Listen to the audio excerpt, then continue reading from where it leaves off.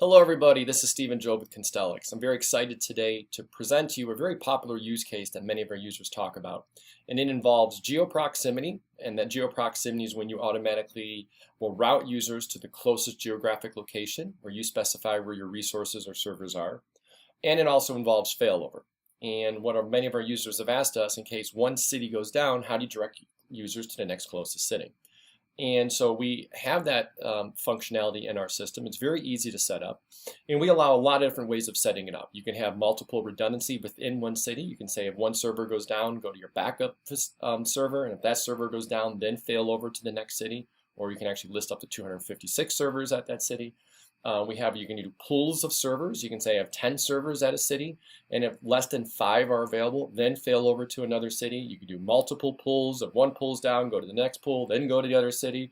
And if that city comes up, bring it back. All these infinite amounts of flexibility we allow in our configurations. So if you have any questions about how your infrastructure is and how you would configure it to work best for your users, please let our support staff know. And our technicians can help work with you in a solution that works best for you. Constellix was built with tons of flexibility in there. In today's demo, I'm going to do a real simple configuration. I'm just going to do one server in a city. If that server goes down, we're going to move it to another city automatically and say route traffic to the next closest city. And I'm going to talk to you a little bit how you would change it if you wanted to do different levels of redundancy. But for my main purpose of demonstration, I want to do a nice quick demo for you. So the first thing you want to do in Constellix, obviously, is set up your monitoring. So that is done within our Sonar application. And at Sonar is where you create your checks and you set up your monitoring. So I'm going to go quickly over here. I already have some set up. For more details about how to set up Sonar, please look at some of our other YouTube videos that I've put out that show you step by step what all the configurations do. But real quickly, here's the name of the check. This is the IP I'm going to be monitoring. I'm going to choose how often I want to check. So I could do simultaneous. Simultaneous means I'm going to be checking from all these locations that I have checked every 30 seconds, okay? So I have over 30 locations there, so I'm really running a check more than once a second because we spread it across that 30 seconds. So with this check, I'm actually checking more than once a second.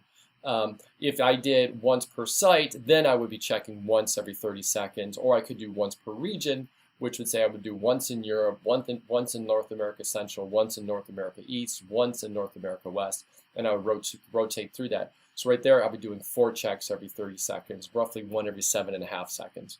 So we do give you tons of flexibility even within the monitoring. The monitoring is charged on usage. Obviously, the more you monitor, the more your monthly bill would be. But just with everything inside Constellix and DNS Made Easy, our costs are by far the best in the industry.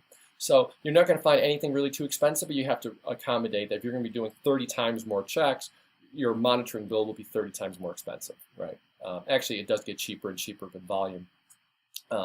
So this tells you your contact groups, a verification policy, how you want to do the monitoring and stuff like that. We're going to do very simple. Simple means we're going to check, we're going to verify it's down at that location, and then we're going to check again from the next closest location, okay? So that's what the simple verification policy is.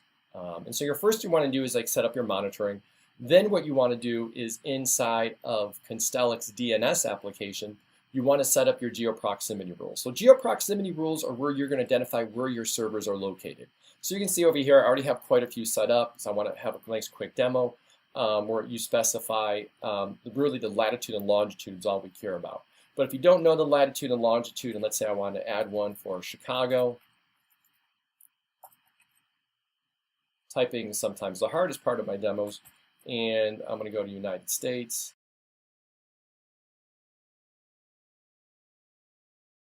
And we'll say Chicago. And it automatically fills out the latitude and longitude for you. Once again, if you didn't want to do all this, if you already knew the latitude and longitude, you can just put those two in and enter the name. We give you these tools just to save you a little bit of work. So we're going to have one for Chicago, and we're going to add one more for Paris.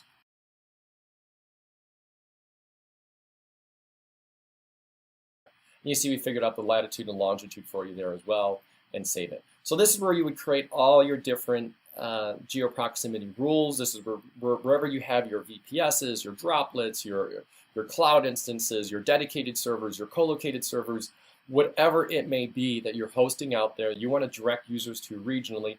this is where you would set up those GeoProximity rules, okay? Because once again, our use case is putting users to the closest location based upon geography. So the next thing you'd want to do is go into the DNS of your domain. And when we think about the use case here, we have all these different cities, and if one city goes down, it goes to the next closest city. But at the same time, what happens if all the cities go down, right? So in Constellix, we think we have to worry about those things, and so we require you to set up what's called a world default IP filter for this record. So what I'm going to do is I'm going to set this up, and I'm going to create a wildcard to make our I'm going to call it Geo Failover. And so that's what we're going to do all of our tests with in a little bit. And I want to set this up with our world default. And you say IP filter world default, and we're going to give it the IP address. And say save and close. All right. So now you're going to see that we are, the world default is 10.10.10.10. And so now what I want to do is I'm going to set up the failover rules using our GeoProximity. So the first one I want to do here is we'll do the 159 address right here. And I'm going to set this to use our new Chicago one that I mentioned. And you see this option right here. As soon as I choose GeoProximity and I have failover selected, it gives me this option, which failover to the nearest proximity. Nearest proximity. And it says if all the hosts fail, use the nearest proximity or world default. So I'm going to choose that option. When I choose that option, I no longer am forced to use 2 IPs. Normally in a failover configuration, you need at least 2 IPs. If one's down, fail over to the next one, right? It's not failover unless you have 2 IPs. Once I choose this option, it only requires me to have 1 IP. And at the same point, if everything is down here, it would automatically fail over to the next closest proximity, right? So if I listed 2, 3, 4, 5 IPs, it would fail down, fail down, fail down. As soon as all of them are down, then I would go to the next closest city. Same time, I could use pools with this configuration as well, right? And I have the same option with that. And with pools, I can set up all my options, my servers to say, okay, I got 10 servers in the pool, and 5 need to be remaining in order for this to be up, right? So we have that option as well. And that's where you would do pools, and you could actually do multiple pools, or fails over from one pool to the next pool, and then if both pools are down, then you go to the next closest city. So you can see how easy it is to give all that extra flexibility and all that complex configuration into your DNS infrastructure within the Constellix platform. But for this one, I want to keep the demo nice and short. So you can see that I'm doing the 159 address. I'm then going to choose my sonar check, and this is why it's important to have it monitored in sonar. And then I'm going to say, if it's closer to Chicago, any IPs are coming from closer to Chicago, go to this IP address. Now, remember, when we do GeoProximity or we do IP filters, we're doing everything based upon the IP address of the querying client. So that means it's either the eDNS client subnet of the browser, so the person that's actually making the query on the browser contacts the resolving name server. And if the resolving name server supports eDNS client subnet, that means they're going to pass to the Constellix authoritative name servers the IP address of the actual client making the query. So we're going to make that decision based on the client, right? Now, if the resolving name server does not support eDNS client, that means we're going to make the decision based upon the resolving name server's IP, which is hopefully closer to where the client is making the query. So that's how a lot of this GeoProximity stuff works. Now, we're going to do this all based on our default world view. With Constellix, and we're the only platform in the industry to do this, you can actually do separate configurations based upon where our name servers are located.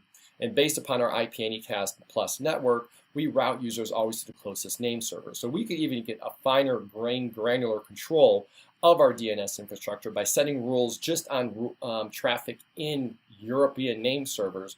We know we can direct the traffic there. We know that if an IP says it's from the United States, generally it's just not swiped properly, it's not registered in the correct continent, or someone quickly moved the IP from one network to another, they moved it to a different continent, and they didn't register, it hasn't been updated in the GeoIP databases yet. So Constellix DNS is the most accurate when it comes to GeoDNS locations based on that, because we do a combination of what's called our GTD service and our GeoDNS services, the GeoIP services.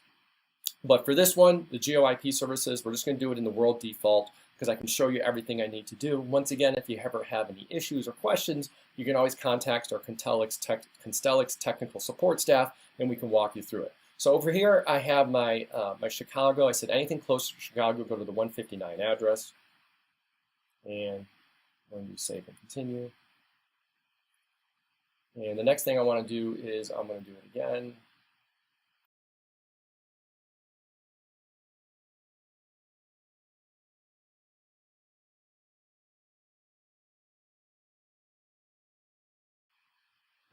So now as it's going to build up our configuration to show it to us, we're going to see how we have the multiple wildcard records for Geo Failover, and you're going to see that we have the different locations. Each one of these, we made sure we chose the failover to nearest proximity, so it's going to fail over to next closest city for all the different users. And you can do this, individually. Like I'm saying, if you wanted a little more accuracy, we could create these rules within the particular regions where the name servers are located. I would only do, the Paris and the Europe one, for instance. And if I had, I would also at the same time do one for Frankfurt, one for London, one for, Amsterdam, all the way through every of the major facilities that were located in Europe. And the reason why you want to do that in the European, because if someone's coming from an Amsterdam IP in the United States, it's technically probably not correct, right? And so you want to serve it differently and for the US East people, the US West, Asia Pac, Oceania.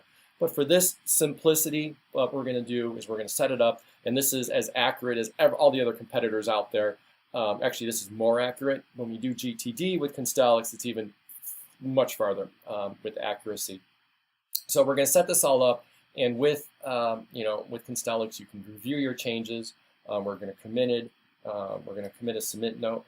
We're going to commit it with a submit note over here.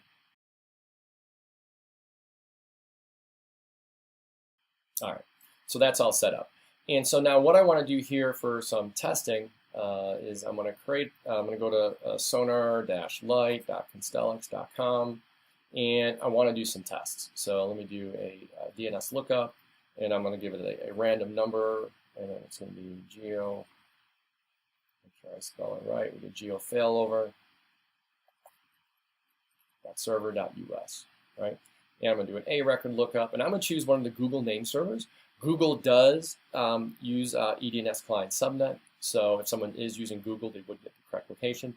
And we're going to say, okay, we want to use one of the sonar monitoring locations from New York. So New York is going to, one of our monitoring locations in New York is going to hit a Google name server, and Google is then going to do a lookup for 123 geofailover server.us. So then the Google name server is going to hit one of the Constellix authoritative name servers, which is now configured to have all these rules. So make sure I'm not a robot. I passed the test. I'm going to run the lookup, and we're getting 67.205.151.219. And if you look at it, 67.205.151.209 is the IP that we expect people near New York to go to. Okay, so that's good. So what I want to do now is actually, let's shut down that box. All right. So we're going to shut down that box. Now, what's going to happen in Sonar is that it's going to be monitoring that box, it's detecting it, it's notifying there's an issue, and it's going to say, hey, there's an issue, we're reporting it as down, right? And so it's reported as down. That down outage is then notified over to Constellix DNS, and so if I refresh this, you're going to see that it's automatically detected as being down. Now, since there was only one IP listed in our failover configuration, this essentially is removing this from our zone. And so now if I made a query,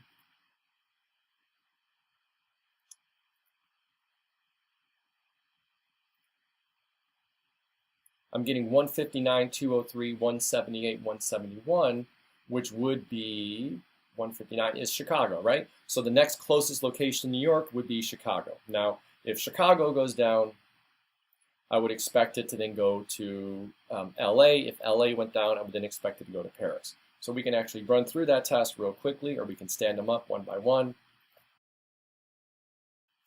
So we shut down that one. We come over here, we automatically see it's been taken down. If I look at our Constellix DNS, you can see that's also now noticing that it's down. And if I rerun my test again, or if I run it with really any host name because I have a wildcard in there, you're going to see I'm now getting, out of New York, I'm getting the 37 address. 37 is the one from 1 Wilshire, right? So, and I'm still running out of New York, remember. So all these tests are running from New York. And so now let's actually shut down the 1 Wilshire facility. And then we're going to run another test. And now I'm going to be hitting the 162 IP, and the 162 IP, remember, is the one from Paris. So now we're going to Paris again. So obviously, all these tests are in, we're running out of New York. If I was to turn this one back up, 1 Wilshire is now brought back up. So if I go to Sonar Light, we get the 37 address, right? So the 37 is now saying that we're hitting 1 Wilshire, and it brought back up automatically in there. So now what I quickly want to do is let's stand everything back up that we have. So what's still down there? 67 is still down.